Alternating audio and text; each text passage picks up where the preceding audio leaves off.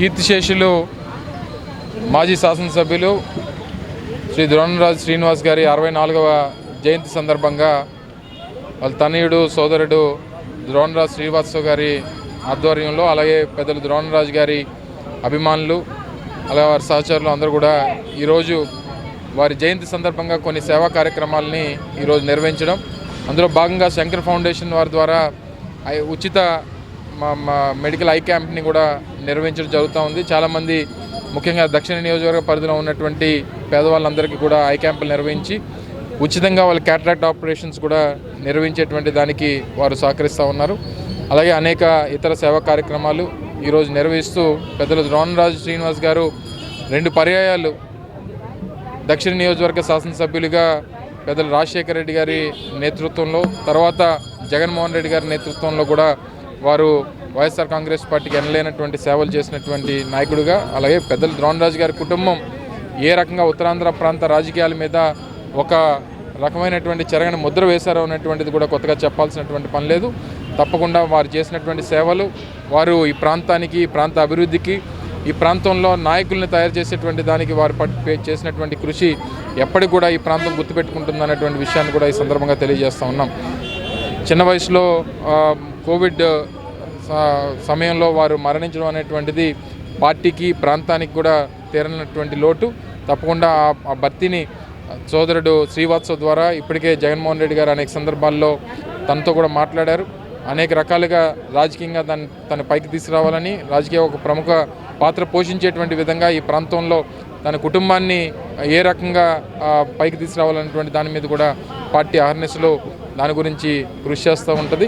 డెఫినెట్గా ద్రోణరాజు శ్రీనివాస్ గారు అలాగే పెద్దలు ద్రోణరాజు సత్యనారాయణ గారు వారు చూపించినటువంటి ఆశయాల్ని తప్పకుండా ఈ ప్రాంతంలో ఉన్నటువంటి ఏ నాయకుడు, ఏ పార్టీకి సంబంధించినటువంటి నాయకుడన్నా ఆ సిద్ధాంతాలని, ఆశయాలని కోసం పనిచేస్తామని చెప్పి కూడా ఈ సందర్భంగా తెలియజేసుకుంటూ మరొకసారికి వారి ఘనమైనటువంటి ద్రోణరాజు శ్రీనివాస్ గారికి ఘనమైనటువంటి నివాళులు అర్పిస్తా ఉన్నాం. Thank you. ఈరోజు స్వర్గీయ క్రీస్తు శేషులు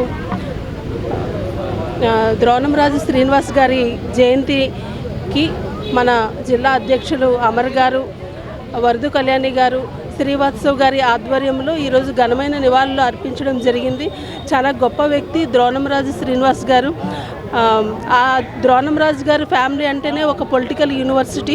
ఇక్కడ నుంచి ఎంతోమంది రాజకీయవేత్తలు ఎమ్మెల్యేలుగా, మంత్రులుగా మన 2 తెలుగు రాష్ట్రాల్లో కూడా ఉన్నారు. అటువంటి గొప్ప, ఇక్కడే పుట్టి ఇక్కడే పెరిగి గొప్పగా ఈ విశాఖపట్నం అభివృద్ధికి ఎంతో పాటుపడిన వ్యక్తులు. అటువంటి వ్యక్తికి ఈరోజు మేమందరం కలిసి ఘనమైన నివాళులు అర్పించినందుకు గౌరవప్రదంగా భావిస్తూ తెలుపుతున్నాం. ద్రోణంరాజు శ్రీనివాస్ గారి 64వ జయంతి సందర్భంగా మా విశాఖపట్నం వైఎస్ఆర్ కాంగ్రెస్ పార్టీ జిల్లా అధ్యక్షులైన అమర్నాథ్ గారు, మేయర్ గారు, అలాగే తమ్ముడు శ్రీవాత్సవ గారి ఆధ్వర్యంలో ఈరోజు ఘన నివాళులు అర్పించడం జరిగింది. అలాంటి గొప్ప వ్యక్తి మాలాంటి వాళ్ళందరికీ స్ఫూర్తిదాయకం. అతని ఆశయాలను కొనసాగిస్తామని తెలియజేస్తూ ఉన్నాను. అతని ఆత్మకి శాంతి కలగాలని, అతని లేని లోటుని తమ్ముడు శ్రీవాత్సవ గారిలో పూడ్చుకునేట్టుగా ముందుకు వెళ్తామని తెలియజేస్తూ సెలవు.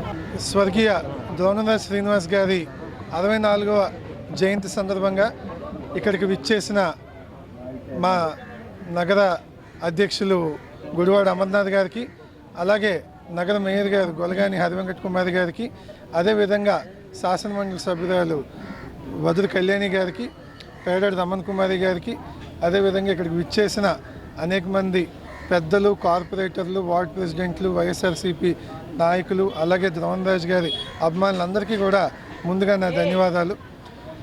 ఏదైతే కోవిడ్ వల్ల నాన్నగారు అకాల మరణం చెందారో ఆ విషయాన్ని ఇప్పుడు కూడా అనేక మంది జీర్ణించుకోలేకపోతున్నారు.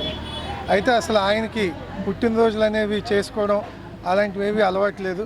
కానీ ఆయన ఏదైతే ఒక సేవా మార్గంతో ముందుకెళ్లారో, ఆయన జన్మదిన సందర్భంగా ప్రతి సంవత్సరం సేవా కార్యక్రమాలు, బ్లడ్ డొనేషన్ క్యాంప్స్, అలాగే ఈరోజు ఏదైతే శంకర్ ఫౌండేషన్ వారి ఆధ్వర్యంలో ఇక్కడ వివేకానంద సంస్థ దగ్గర ఐ చెకప్ క్యాంప్ పెట్టి ఎవరైతే వాళ్ళకి ఇబ్బంది ఉందో వాళ్ళకి ఫ్రీగా క్యాటరైట్ ఆపరేషన్స్, అలాగే వాళ్ళ కళ్ళజోడుల పంపిణీ, అదేవిధంగా అన్నదాన కార్యక్రమం, ఇలాగా నాన్నగారి జయంతి సందర్భంగా సేవా కార్యక్రమాలు చేసి ఆయన, అలాగే తాతగారు స్వర్గీయ ద్రోణరాజు సత్యనారాయణ గారు ఏదైతే ఒక విశాఖ ప్రజలకి సేవ చేయాలనే మంచి భావంతో ముందుకు వచ్చారో ఆ భావాన్ని ముందుకి తీసుకెళ్ళడానికి ఇక్కడున్న పెద్దలందరితో పాటు వారి సహకారంతో నేను ముందుకెళ్తున్నాను. మరొక్కసారి ఇక్కడికి విచ్చేసిన వాళ్ళందరికీ, ముఖ్యంగా మీడియా ప్రతినిధులందరికీ కూడా ధన్యవాదాలు తెలుపుకుంటూ సెలవు.